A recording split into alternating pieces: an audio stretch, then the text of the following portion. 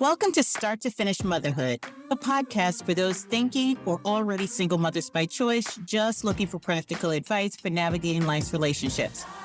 When you decide to have children on your own, it doesn't mean that you're completely alone. I'm Aisha Jenkins, and I'm partnering with you every step of your journey.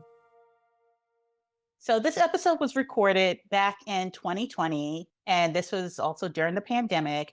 I was fresh off of having delivered my second child. So all of the numbers and the data was fresh in my mind at the time. So I had to re-look up these stats. We had some information that we offered in this episode. I wanted to give some updates because the day-to-day life in the US has changed radically and irreparably post-pandemic. So let me update these stats for you. In this episode, we cover success rates. So the updated stats for pregnancy rates by procedure, and those procedures are the ones that require a reproductive endocrinologist. That's called an RE. And so we have the IUI pregnancy rates. And then what I've done is I broke it down by age group, similar to what was done in episode 2 back in 2020. So we have IUI pregnancy rates, we have IVF pregnancy rates, and then I have an update on the live birth rates, which can vary from did I get a positive home pregnancy test, and then did I get a live birth and a take-home baby? Okay, so updated stats for pregnancy rate by procedures. The two procedures that I'm covering are the ones that require the intervention by a reproductive endocrinologist, and this is called an RE in the S&C spaces. And it's broken down, I broke it down by age and then the approximate by age group based on a per IUI cycle.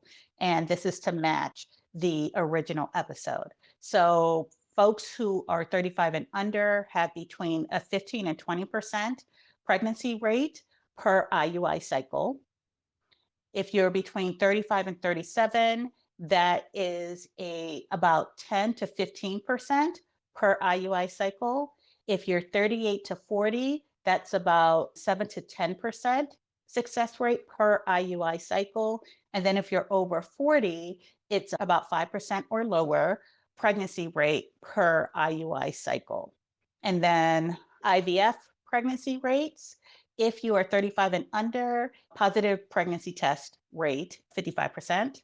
If you are 35 to 37, you have a 45% chance of having a positive pregnancy test. If you're 38 to 40, you have a 33% chance. And then if you are 40 and over, you have a 90% chance of having a positive pregnancy test.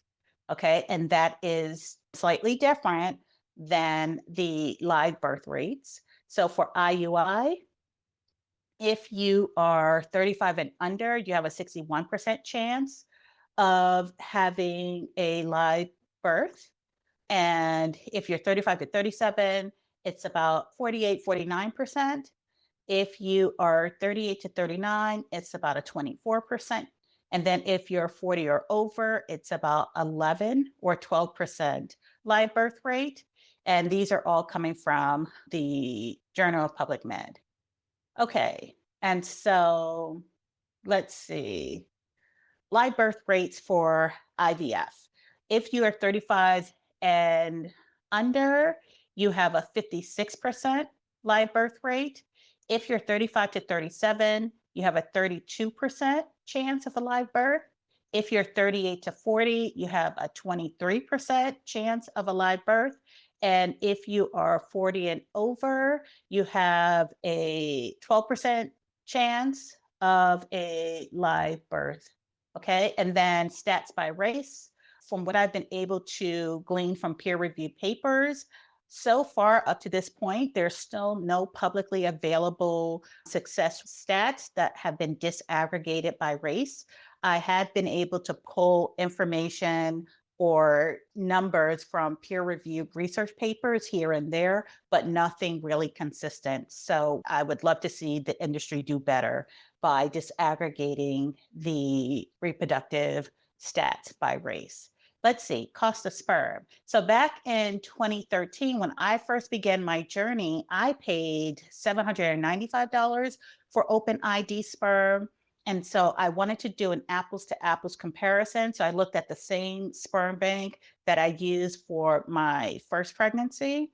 And they are now charging $1,195 for an open ID vial of sperm. So that's roughly, not really, but let's just go ahead and say it's about a 50% increase, right? It's statistically significant.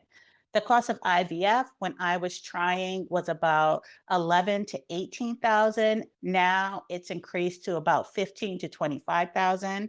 And let me tell you, I am still paying off the debt for my family building, which began in 2013. So that's my update. So let's get into this episode.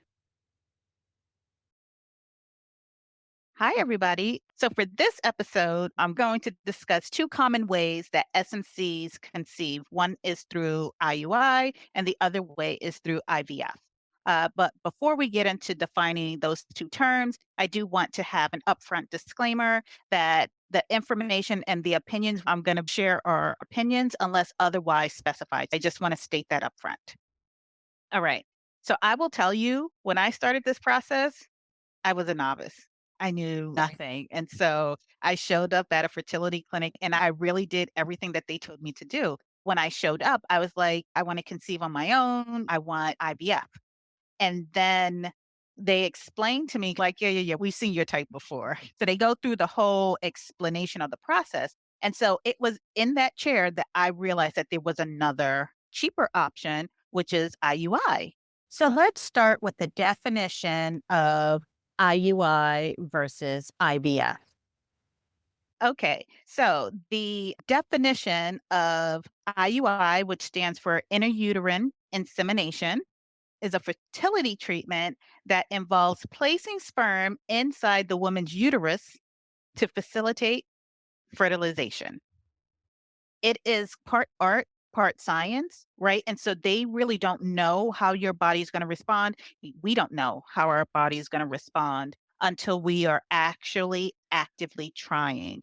And so they're going to be like, let's just see where we are. And so you go through your first IUI. And then there's IVF, which is in vitro fertilization. And so that is the definition is that's the process of fertilization by extracting eggs, retrieving a sperm sample, and then manually combining the egg and sperm in a laboratory dish. And then the embryo is created and then transferred back into the uterus. And I know that there is something called ICI. So, how does ICI differ from IUI?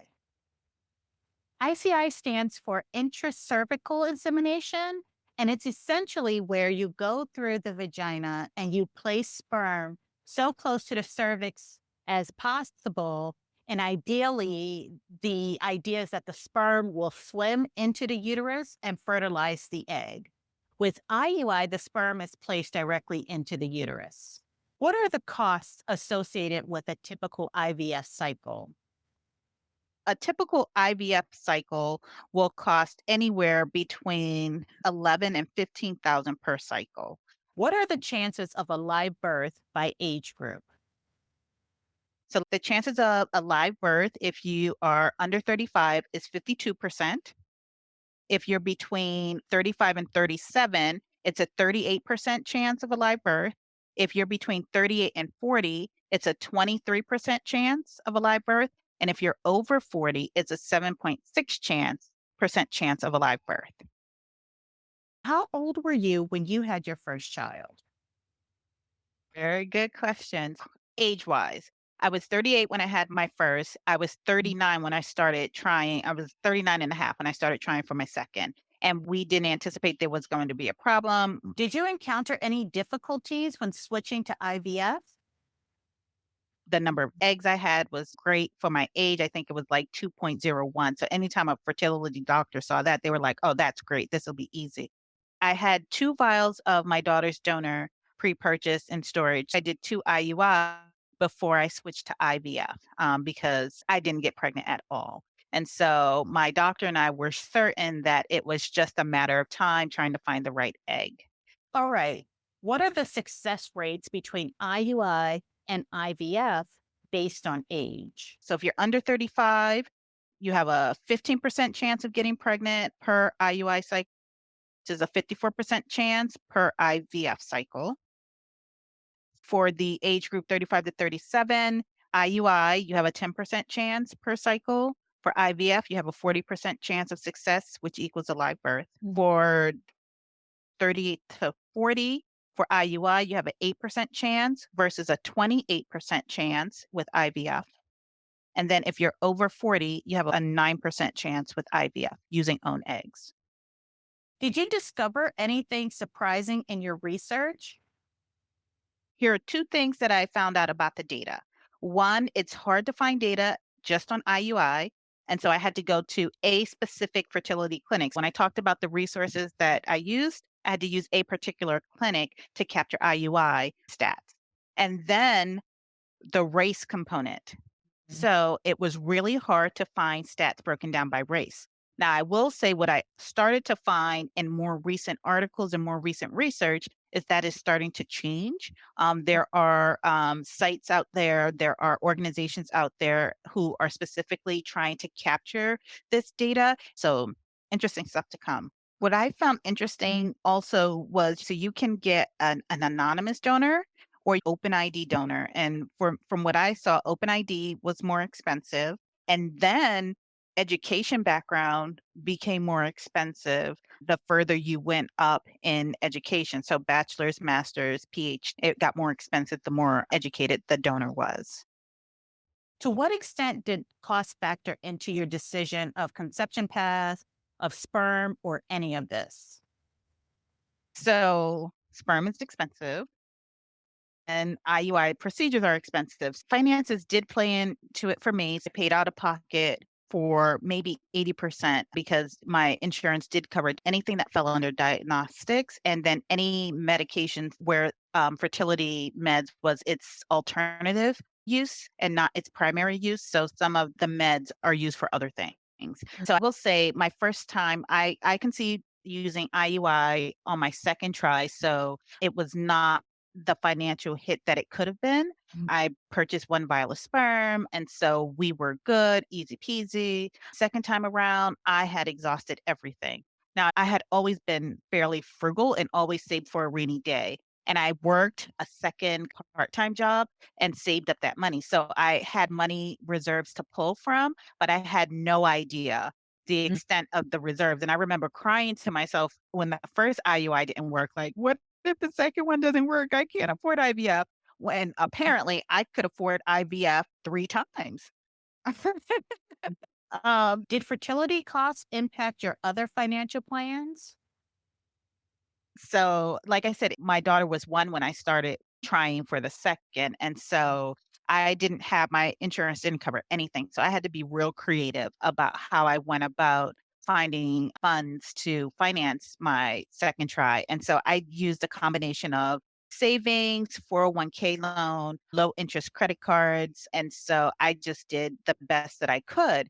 And there who are considering it, people will tell you, "Oh, I wasn't gonna do it if I had to tap into my retirement. I wouldn't have done it if I had to do this." People will say having children is a gamble. Like, you're not going to get a real return on investment if you're looking for monetary. There's not always a rhyme or reason, but I will say you really wanna think about tapping into those alternative resources and exhausting your savings because once baby is here, you only get more bills and more expenses on top of that because childcare doesn't stop. You still need to work, right? Groceries will double. Babies need clothes, they need gear, they need all of this stuff. So you have to make sure whatever financial moves you're making in order to have this baby, that you can also pay for everything that comes with that baby afterwards. And I don't have a windfall inheritance. That was never coming my way. That wasn't factoring in.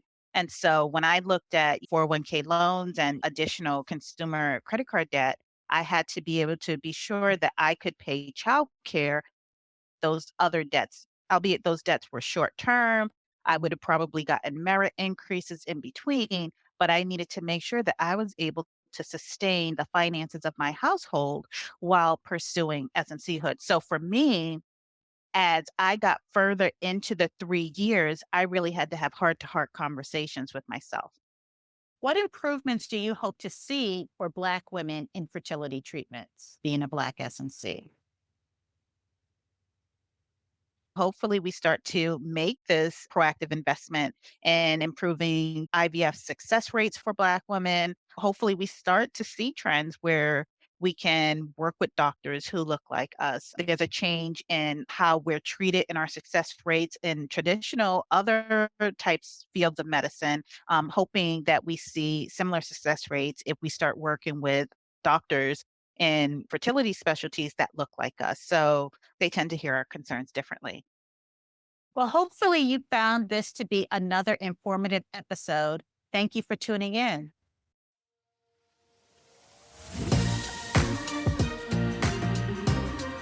Thanks for listening to Start to Finish Motherhood with Aisha. If you want to keep the conversation going, follow Start to Finish Motherhood on Instagram or email me at aisha@starttofinishmotherhood.com. If you love this episode, please share it with anyone who's thinking of becoming a single mother by choice, anyone who's already parenting as a single mother by choice and just looking for advice on navigating it all, or a friend or family member who's looking to support someone else's single mother by choice journey. Until next time, bye now.